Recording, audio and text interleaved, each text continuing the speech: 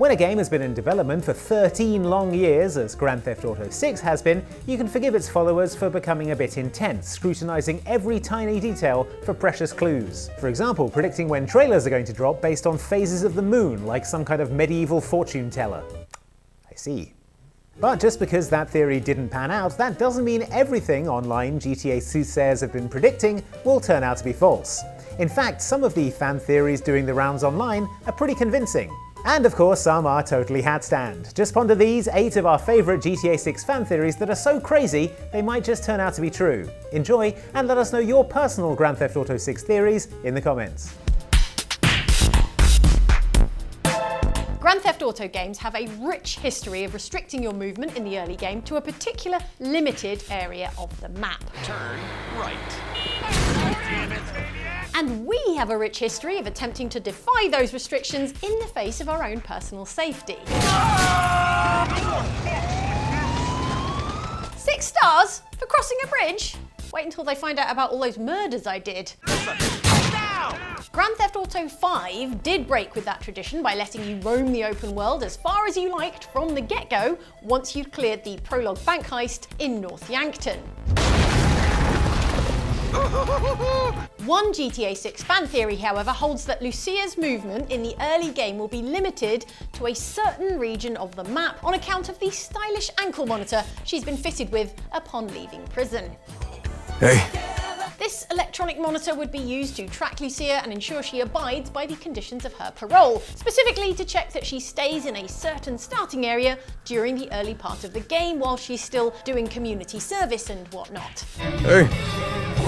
At a guess, this area would be the Leonida Keys, where she apparently lives with Jason, and potentially Vice City itself, since these locations aren't too far apart, judging by the relative real-life proximity of the Florida Keys and Miami. And then, if you travelled outside the stipulated region, maybe you'd be hit with a 6-star wanted level or other police intervention to keep you from straying into the rest of the map further north too early. Hey, this place is just the start for us. As for Jason, who is wearing no such tether, he could potentially be region locked by bridges being closed due to a hurricane warning, a la the original GTA Vice City, or not at all. Oh, that's why you came by? This theory can be comboed with the one that speculates playing as Lucia behind bars will form part of the GTA 6 prologue and tutorial. Do you know why you're here? Bad luck, I guess. You can imagine starting out as Jason on the way to pick up Lucia, then being given a tutorial for character switching as you arrive at the prison. She's supposed to be getting out. Along with some other basics, maybe a prison brawl for the combat tutorial given Lucia's kickboxing cred. I assume she's got the ankle monitor off by the time she's wearing the gold dress because as an accessory, that's just not gonna work. Unless you're Lindsay Lohan. As far as we know, Grand Theft Auto 6 will have 2 playable protagonists. Ex-con Lucia, who is into awesome dresses and kicking people. You and me, Lou. We got this. We got it. And Jason, who is into Lucia and not shirts. Just go get me my chicks! See you, Brian. Love you, Jason.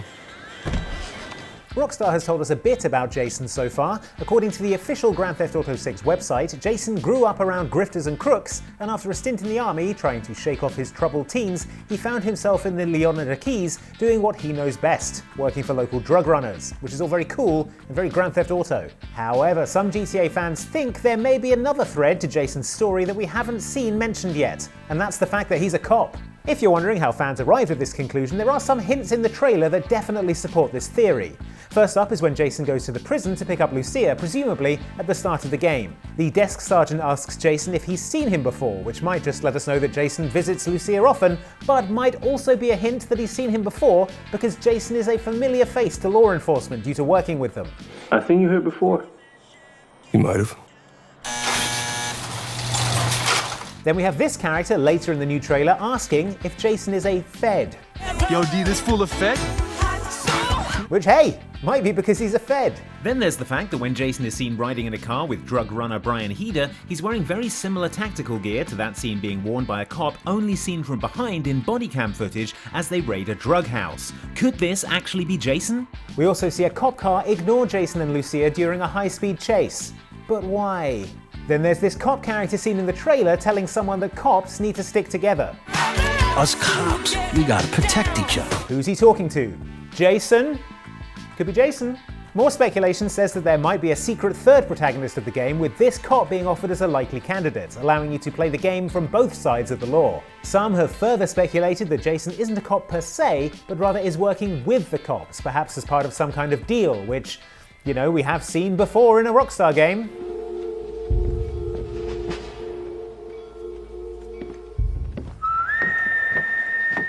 And we know how that ends.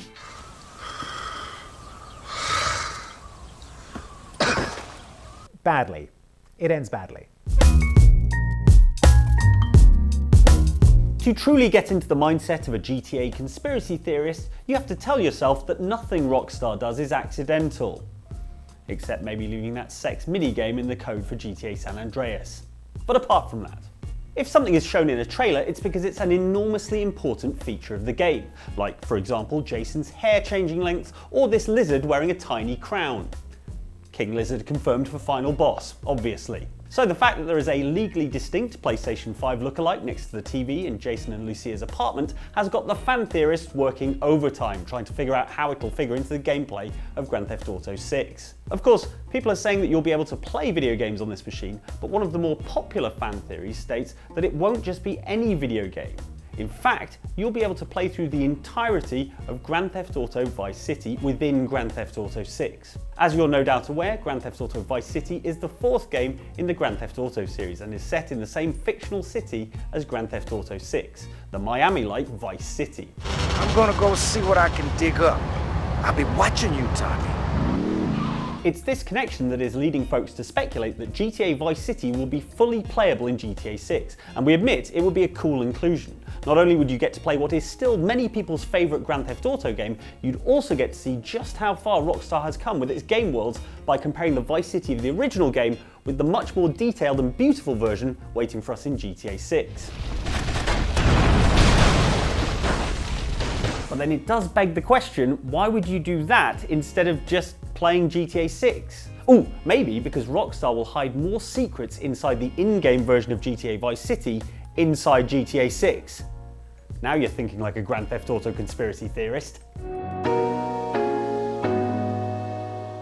It's clear for all to see that the heart of the story in GTA 6 is the relationship between protagonists Jason and Lucia, and not just because they're constantly making out. Get a room, you two. Oh, you're in a room. Excuse me. Trust? Trust. We've also speculated that the end of the game might involve multiple endings in the same vein as GTA 5. You told me when the time came? I know, I'm sorry. In the case of Jason and Lucia, with one character betraying the other, or one character sacrificing themselves for the other, or both surviving, or in true Bonnie and Clyde fashion, neither surviving. Bit of a downer, but that's life, sometimes. Now, one intriguing fan theory on Reddit suggests that in place of an honour tracking system in the style of Red Dead Redemption 2, keeping score of your good and bad deeds, GTA 6 might have a relationship tracking system to keep track of how your Jason and Lucia are treating each other and working together and making out with each other. Maybe. I'm just spitballing. Gonna do this? We're doing it right. Then, like in Red Dead Redemption 2, the ending you get is determined not by a single decision you make in the finale, but by the sum total of your actions throughout the entire game. Not too late to add that make-out minigame, Rockstar. I'm just saying, you've got till 2026. Remember Michael's boat? The one that gets stolen in GTA 5 with Michael's son Jimmy still inside? I mean our boat going down the Western Highway. It's been stolen. What? The yacht's been stolen? And then Michael, Franklin and Jimmy have a frantic high-speed chase down the highway trying to get it back? Dad! Help! Help! Help! Yay! Pull up on so you can drop in the car! Well, if you do remember that, you'll also remember that the mission ends with Michael experiencing car troubles and the boat never being seen again. Don't break down, not yet! Ah! My f***ing boat! Until now! Maybe.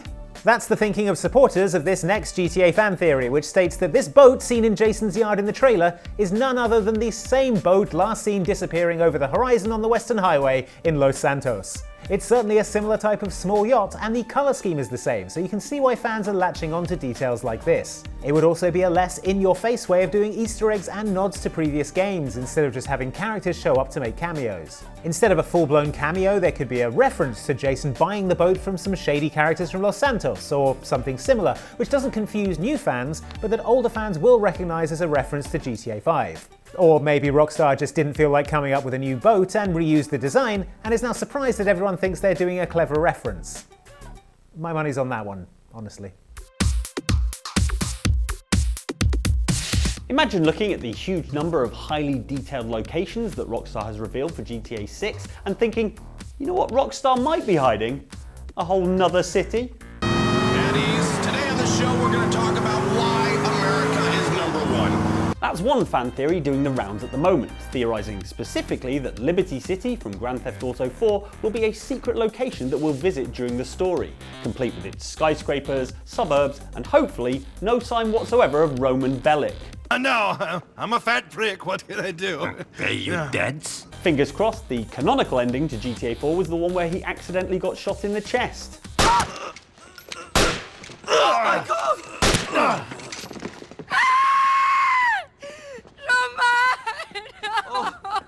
A Twitter thread by GTA 6 Alerts compiled all the pieces of evidence, some more convincing than others. Among the less convincing ones are things like the presence of a Liberty City Cycles hat or someone spotting a Liberty City license plate. There's also wild speculation based on a sign to an airport, and literally nothing more than that, and that Rockstar hasn't revealed every location. And then there's stuff that just seems plain wrong, like zooming into this little postcard and claiming that it's a map that shows 2 islands, when one of those islands is clearly a pair of oranges. Maybe time to switch off the computer and go and get some fresh air. Where things get a bit more interesting is that Lucia and her mother are from Liberty City, and apparently the crime she was arrested for involved her fighting for her family.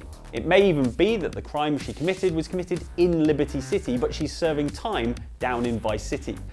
All this suggests that a lot of her backstory is rooted in the same city GTA 4 took place in. My cousin! I can't believe it! You're here! Welcome to America! Bravo, Barazzaru! The other interesting tidbit is that way back in 2016, a Rockstar artist called Adrian Page included in his portfolio a screenshot of GTA 4's Middle Park recreated in the GTA 5 engine. At the time, people assumed that meant Liberty City was coming to GTA Online, but seeing as that hasn't happened in the 9 years since, perhaps it really was being prepped for GTA 6.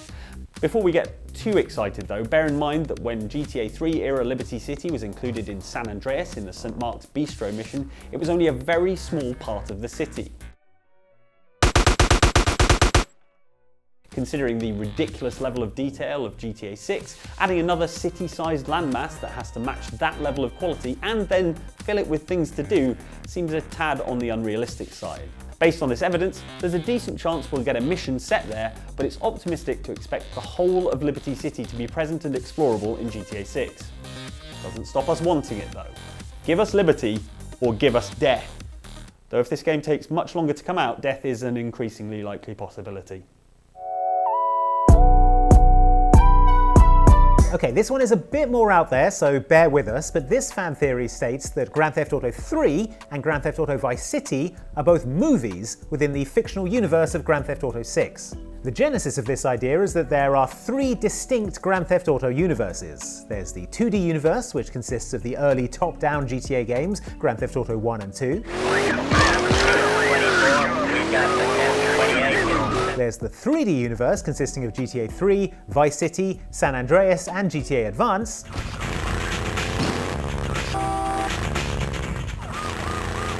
Then there's the HD universe of GTA 4, 5, and soon to be 6. In line with those being 3 separate universes, there are key inconsistencies between what we saw in Grand Theft Auto Vice City and what we've seen so far of GTA 6, the most glaring of which involves a character named Phil Cassidy. Phil was a character in both GTA 3 and GTA Vice City, a redneck arms dealer who was, ironically, deficient in arms himself, having only one of them. Ta-da! Oh, damn! Folks are pretty convinced that the Phil of Phil's Ammunition seen in the new GTA 6 trailer is Phil Cassidy, which rather begs the question, why does he have two arms now? Come to Phil's Ammunition today. We got more guns than the law allows. It can't simply be that GTA 6 is set before Vice City, since the latter is set in the 80s and the new game takes place in the present day, so fans have been scrambling to create their own explanations for this inconsistency. And one theory doing the rounds is that while the events of GTA 3, Vice City and San Andreas do exist in the universe of Grand Theft Auto 6, they're works of fiction, movies most likely, and that the Phil we see in the GTA 6 trailer is the actor who played Phil Cassidy in said movies, trading off his movie persona by setting up an IRL gun store.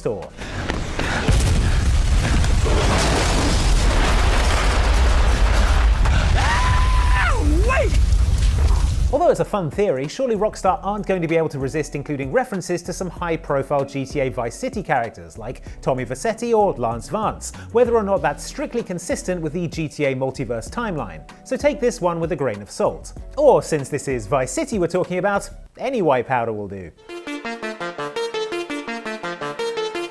The most enduring and inscrutable mystery in the GTA cinematic universe is the one surrounding GTA 5's Mount Chiliad. That's the tallest mountain in all of San Andreas, known for its grand panoramic views, popular hiking trails, and me ragdolling down its rocky slopes because it turns out I can't run down an incline as steep as this one. Very few mountains in Florida, just as well.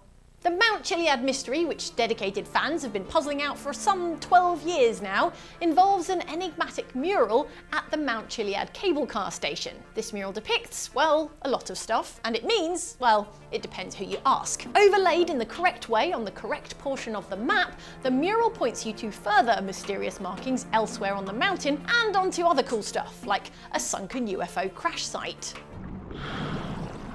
I knew it! Aliens.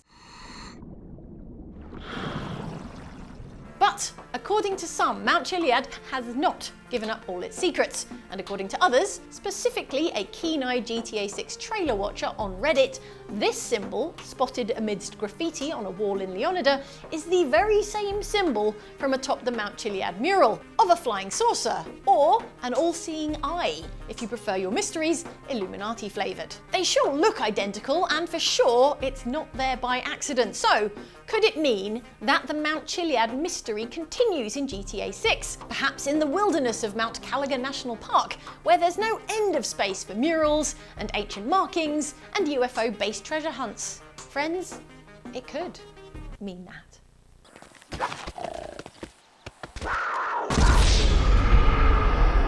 Hey, thanks so much for watching this video about out there GTA 6 fan theories. Let's come up with another one right now. Okay, how about this? End of GTA 5, Michael becomes a film producer. What if GTA 6 is a film being produced by Michael DeSanta? It's a Michael DeSanta production. That's why it's so unbelievably over the top. That's why it's all Fast and Furious related. He hasn't had an original idea in his life, and he's just ripping off action scenes from things that he's seen already. Whole thing is a movie, a Michael DeSanta production. If you have your own theories, put them in the comments below. Let us know which ones you think are plausible down there as well. And if you want to watch more Grand Theft Auto 6 stuff from us, we've got a lot of us talking about it here. And if you want to watch something completely unrelated to GTA 6, check out this video from Outside Extra down here. Thanks for watching.